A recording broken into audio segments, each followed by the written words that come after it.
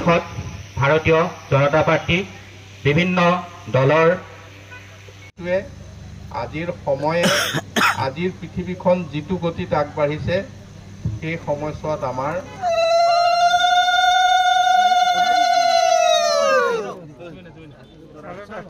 আজি দবকা পৌৰসভাৰ এলেকাত অসমৰ প্ৰথমটো ইণ্টিগ্ৰেটেড ৱেষ্ট মেনেজমেণ্ট প্লেণ্টৰ আমি আধাৰশিলাৰ জৰিয়তে শুভাৰম্ভ কৰিছোঁ আৰু এইটো আমাৰ ইয়াত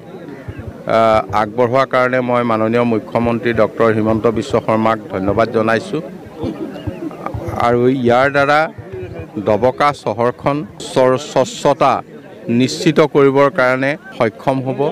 আৰু ইয়াত অকল ৱেষ্ট মেনেজমেণ্টে নহয় ইয়াত তাৰ পৰা যিখিনি পেলনীয়া বস্তু তাৰ পৰা ইয়াৰ পৰা সাৰ উৎপাদন হ'ব আৰু অন্যান্য কামত ইয়াক আমি ব্যৱহাৰ কৰিব পাৰিম।